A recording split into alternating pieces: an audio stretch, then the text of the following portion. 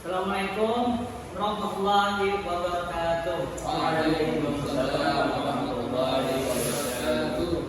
Selamat pagi anak-anak. Bagaimana kabarnya hari ini? Baik. Alhamdulillah. Sebelum memulai pelajaran, baiknya kita membaca bismillah terlebih dulu. Bismillahirrahmanirrahim. Apakah ada di antara kalian yang tidak dapat berhadir? Tidak ada Pak, lengkap. Alhamdulillah, mantap. Nah, kita sekarang akan membahas keteladanan khalifah pertama, yaitu Abu Bakar. Nama lengkap beliau adalah Abdullah bin Utsman bin Amr bin Ka'ab bin Sa'ad bin Tayyib bin Murrah bin Ka'ab bin Luas bin Ghalib bin Fir bin Malik Al-Quraisy Al-Taymi. Nah, jika diperhatikan garis keturunan Abu Bakar As-Siddiq itu terkait dengan Nabi Muhammad SAW pada Murrah bin Ka'ab dan terus hingga ke atas. Tapi kan kita sering mengenal nama beliau dengan Abu Bakar As-Siddiq, tidak sepanjang tadi. Panggilan Abu Bakar oleh bangsa Arab berasal dari kata al-bakru yang artinya unta yang masih muda. Jika seseorang dipanggil dengan Bakran, maka berarti menunjukkan bahwa orang tersebut merupakan orang yang terpandang, orang yang memiliki kedudukan lah di situ. Jadi dapat dipahami bahwa ia digelari dengan Abu Bakar itu berarti beliau ini sangat terhormat, sangat terpandang. Nama panggilan beliau tadi kan Abu Bakar, kita sudah mengetahui jadi kenapa beliau itu dipanggil Abu Bakar, karena tadi beliau tadi orang yang terpandang. Nah, selanjutnya kan ada Abu Bakar As-Siddiq. Nah, kenapa jadi beliau dipanggil As-Siddiq? Nah, di antara itu ada dua. Yang pertama, sebelum beliau masuk Islam itu beliau itu sudah terkenal orang yang jujur, bahkan orang-orang Quraisy pun tidak meragukan apa yang beliau sampaikan ketika Abu Bakar ini bercerita atau menyampaikan lah.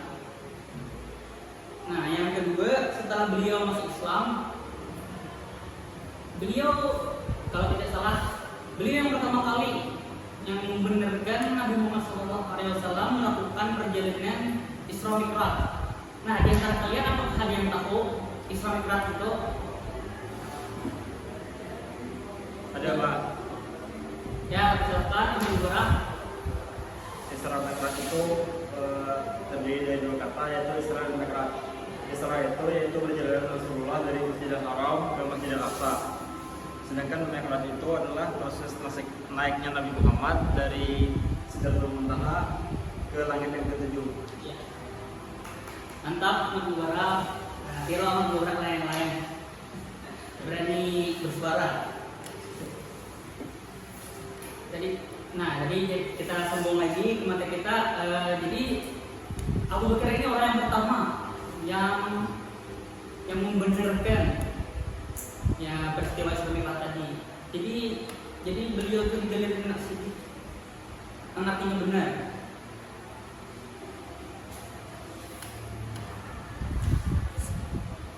Nah, selanjutnya sifat-sifat keteladanan Abu Bakar As-Siddiq ini banyak sekali ya.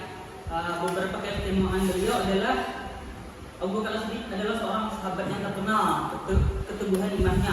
Rasulullah SAW pernah menyanjung sahabatnya itu dengan sabdanya, jika ditimbang Abu Bakar As-Siddiq dengan iman sekalian umat, maka lebih besar Abu Bakar. Saking berimannya Abu Bakar ini. Dan yang kedua adalah karena rasa takutnya kepada yaumul hisab, hari perhitungan atau pengadilan Allah Subhanahu wa taala. Suatu ketika beliau berkata, alangkah beruntung jikalau diriku tercipta hanya seperti selembar daun yang tidak hisab pada hari kiamat nanti. Dua keadaan inilah yang menyebabkan Nabi bersabda bahwa imannya adalah paling berat dibanding iman umat Islam semuanya. Setelah ia masuk Islam ini, kita menjadikan sekali masuk Islam. Selama ia masuk Islam, dia telah menginfakkan 40.000 dinar untuk kepentingan sedekah dan memerdekakan budak. Lo benar kayaknya apa tuh 2000 dinar itu? Dalam perang Tabuk, Rasulullah SAW telah meminta kepada sekalian kaum muslimin agar pengorbanan hartanya pada jalan Allah. Tiba-tiba datang Abu Bakar radhiyallahu anhu membawa seluruh harta bendanya, lalu meletakkannya di antara dua tangan baginda Rasul. Abu Bakar ini orangnya rela berkorban, bahkan tadi itu berapa? 40.000 dinar dia sumbangkan untuk perang itu. Kemudian Rasulullah SAW bersabda, sesungguhnya orang yang paling berjasa kepadaku dengan ikatan persahabatan dan dukungan hartanya adalah Abu Bakar.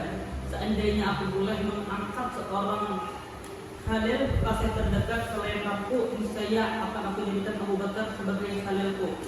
Namun cukuplah antara aku dan Abu Bakar ikatan persaudaraan dan saling mencintai karena Islam. Dan tidak boleh ada satu pintu yang terbesar di dinding masjid ini kecuali pintu Abu Bakar. Saking juga Abu Bakar. Berarti ini penjelasan yang dipetik dalam hadis tadi. Satu, hadis ini mengandung keistimewaan yang sangat jelas pada diri Abu Bakar As-Siddiq radhiyallahu anhu yang tidak disandingi oleh siapapun di antara para sahabat. Hal itu disebabkan beliau tidak mendapat predikat Khalil, kasih terdekat. Bagi Nabi SAW, kalau Allah bukan karena faktor penghalang yang disebutkan oleh Nabi di atas. Yang kedua, Abu Bakar radhiyallahu anhu mengetahui bahwa seorang hamba yang diberikan tawaran tersebut adalah Nabi SAW.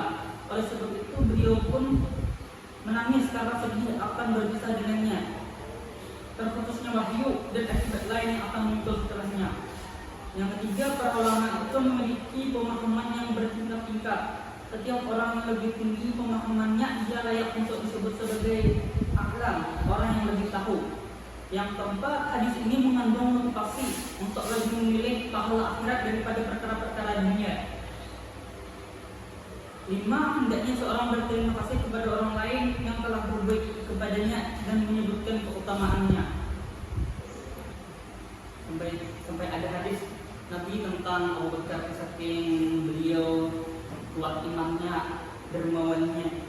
Kita juga bisa melihat bersama bagaimana kedalaman ilmu Abu Bakar As-Siddiq terhadap Nabi SAW sehingga ilmu itu pun terserap dengan cepat ke dalam hatinya dan membuat air matanya meleleh. Kecintaan pada akhirat dan kerinduan untuk bertemu dengan Allah jauh lebih beliau utamakan daripada kesenangan dunia. Nah, itu beliau itu kan rindu benar dengan akhirat.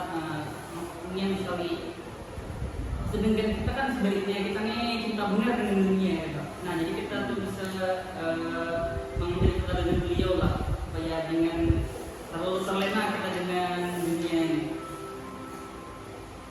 Itu pun bisa menarik kesimpulan bahwa dakwah Rasulullah SAW berjalan dengan bantuan dan dukungan para sahabatnya. Beliau dengan kedudukan beliau yang sangat agung tidaklah berkuasa sendirian. Terbukti pengakuan beliau terhadap jasa-jasa Abu Bakar yang sangat besar kepadanya. Tentu apa yang beliau maksud bukan semata-mata bantuan Abu Bakar untuk kepentingan pribadi beliau, akan tetapi demi kemaslahatan umat yang tak lain adalah dalam rangka dakwah dan berjihad di jalan Allah. Nah, apakah ada pertanyaan?